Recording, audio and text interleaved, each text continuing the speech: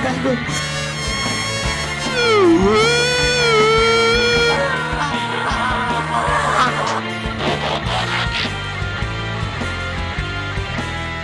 everyone, my name's Bumblebastian, and welcome back to the show.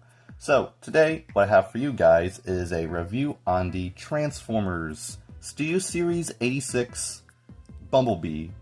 Now, this has been a very highly anticipated figure of mine, and I've been meaning to get around to reviewing him, but I've, of course, been really busy with high school, and I've recently moved to a new apartment, so yeah, been a hot minute since I last did a review, but I thank you all very, very much for your support.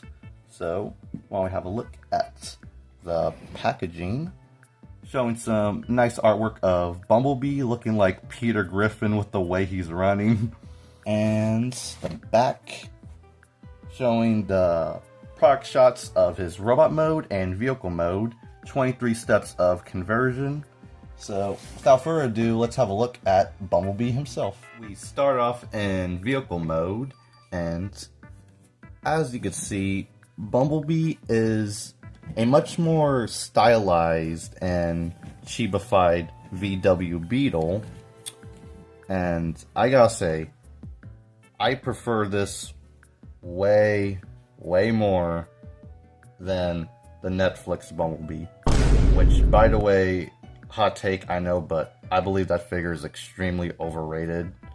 So, yeah.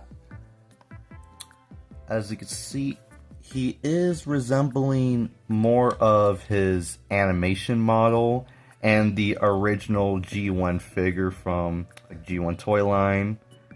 And he's molded in this very, very nice canary yellow. His rims, all four wheels, have been painted in like this really gorgeous silver paints. He does have some weapon storage for his pistol, which a bit early to show off accessories. Red brake lights and not one but two Autobot emblems. One thing I will say is that I am not really digging the gray windows. I would have preferred blue windows, but from what I heard, it was due to some engineering restraints or whatever the frick, so, oh well, I guess. But overall, really, really nice vehicle mode for Bumblebee. For size comparison, here we have 86 Bumblebee next to Rise of the Beast Bumblebee. And, of course, him being a very chibified Volkswagen Beetle, he's a lot smaller than this way more realistic 1977 Camaro. And, yeah, just seeing these guys together, it's like a nice evolution of the 40 years of Bumblebee. Despite the fact that the newest one was Badassatron in all of his glory. Badassatron. Since all four of 86 Bumblebee's wheels are indeed riveted on, yeah, no cheap mushroom pegs here, he rolls like a dream! Alright everyone, it is now time to transform 86 Bumblebee. So, first step you want to do is take the front of the vehicle mode, rotate it in about a 90-degree angle like so, and then you get to accordion the entire section outwards, revealing the lower body of Bumblebee. Rotate the back section up, further rotates the front of the car, and with these little panels you want to rotate it out like so. It is a little bit tricky, especially for wearing big Mickey Mouse gloves. And then you get to take out this panel, revealing a little tab, fold this down, and then you want to tab this into place. And then do the same for the other leg. Next thing you want to do is take the trunk of the car, like so, and you just basically fold it all the way out. Next, you separate the arms and you rotate them out, twist them down like so, and plug them into place. Next, head over to the front and you grab the roof of the car mode. And now it's time for dramatic head reveal. Once you fold in the back parts, you gotta make sure it's all the way straight and it's tabbed into place. Now dramatic head reveal. And then fold the chest up. And here you have Studio Series A6 Bumblebee transformed in robot mode. Now this right here is exactly why I was beyond stoked when this figure first got revealed on the Hasbro Pulse livestream. Because this Bumblebee is the most animation accurate G1 Bumblebee ever released in the Transformers main line. At least up until Devastation comes out. So, despite the lack of blue windows, compare him to the Florodiri animation model, he is very, very accurate.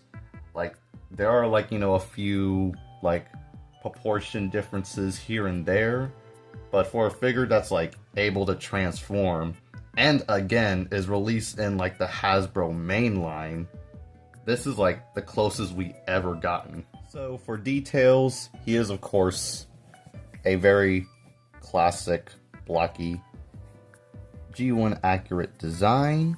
And one thing that I do really appreciate about this figure is that there isn't a overabundance of like panel lining, because that's like one thing that really bugged me during the War for Cybertron trilogy and like really early in the 86 line, especially if you look at guys like Grimlock, for instance.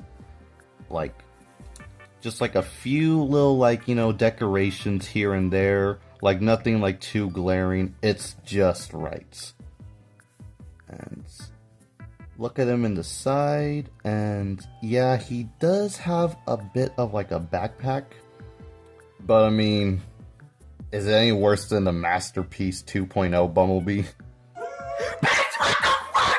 For head sculpts, his faceplate is of course painted in the same silver that I believe it's like the same silver used for the rims of the wheels.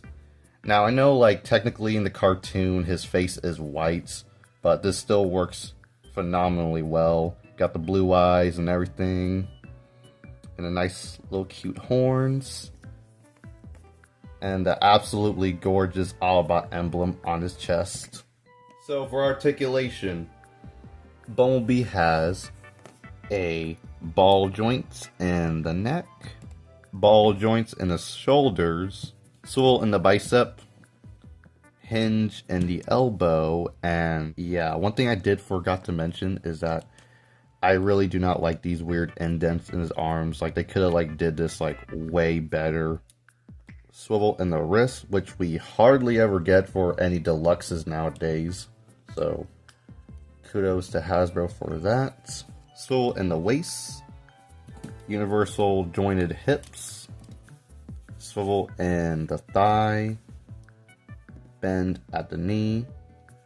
Up and down the ankle. And of course, an ankle tilt. So for size comparison, here we have Bumblebee next to fellow 86 Minibot Brawn, and one thing that I did notice is that most of the G1 Minibots that had been made in like the last couple of years in like the recent Chug lines have been a bit taller than Bumblebee over here, which I really do like. It definitely keeps in with like the theme of like Bumblebee being like the smallest and the cutest, kawaii even Transformer. Here he is next to Rise of the Beast Bumblebee, and definitely quite a bit of like a size difference, him being a more so average size like current day deluxe.